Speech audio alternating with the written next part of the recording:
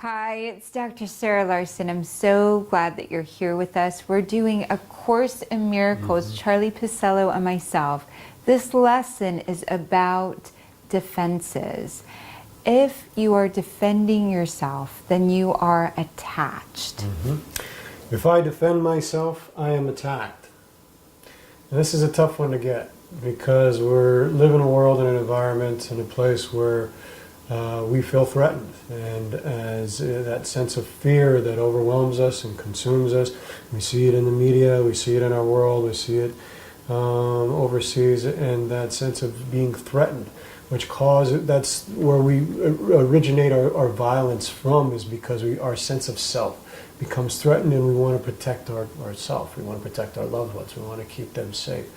And so this idea that we need to defend ourselves is easy to comprehend in that reality. But when we start to think about ourselves as spiritual beings and having a spiritual life, and that we are coming from a united source, connected to our source, and that all beings share in this is a complete reversal and shift in thinking.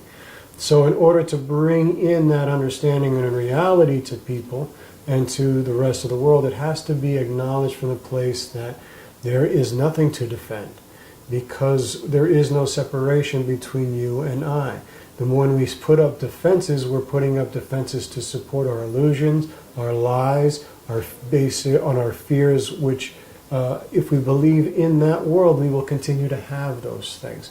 So this is really about starting to change the way you think and see about the world, because if we're all one and we're all united, then there's no reason for us to put up any defenses.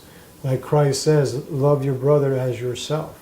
See in your brother what you see in yourself, then there's no reason to put any defenses up. And I love Mother Teresa as one of my personal heroes.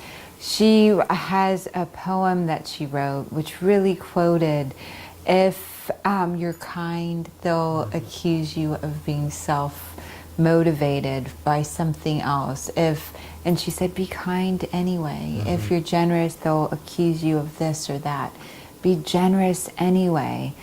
This is where, for many teachers and many students, A Course in Miracles comes to be very, very handy, and for yourself as well.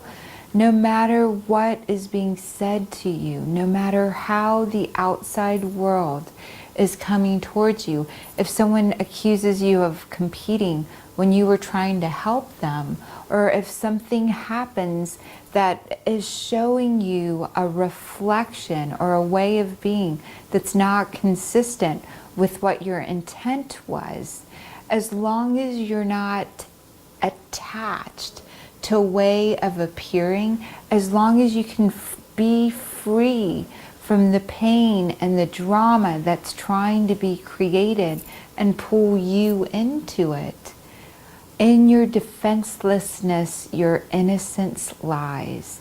Simply sharing your intention, sharing who you are, where you're coming from, with yourself, with Source, asking prayer and healing to come in, and then letting it go. And then the other thought that I have around this is about victimhood. So often children are taught to be victims.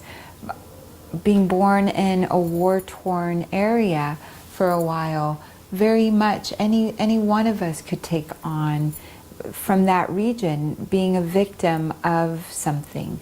And if we understand that it only hurt people, only those that don't see, and individuals themselves. I know I would never hurt another. And I know you would never truly, in your spirit self, ever hurt another. And it comes from that defenselessness and seeing of innocence that forgiveness can happen. Being able to see there's something greater out there at play, trying to give to both of you in order to create more truth, love, harmony, all those aspects of what created us. And it's important to know too that there are different ways to choose when you're attacked. When you have somebody attacks you, they take someone's life away that you love, or they hurt somebody that you loved, and there is a desire for revenge. There's a desire to act out from the wound, of course. That you get to make two different choices. Am I going to perpetuate the wound? Am I going to continue the wound? Am I going to feel like as a result of being attacked that I have to defend myself? There was a man from France who lost his wife in the recent attacks. And instead of reacting and from that place of wanting to attack, he was able to come from a place of love and saying, you're not going to steal my love, you're not going to steal my joy, you're not going to... And that we all get to choose in those moments, are we going to come from a place of love, or are we going to come from a place of hate? And so if we come from a place of hate, we're going to feel like we need to defend ourselves, that we need to attack, because once we attack, we're going to have to defend ourselves from their attacking us, and it never ends. So it's really about understanding how this cause and effect happens, and recognizing that we can make different choices, and the more of us who make those different choices, we can change and shift this world.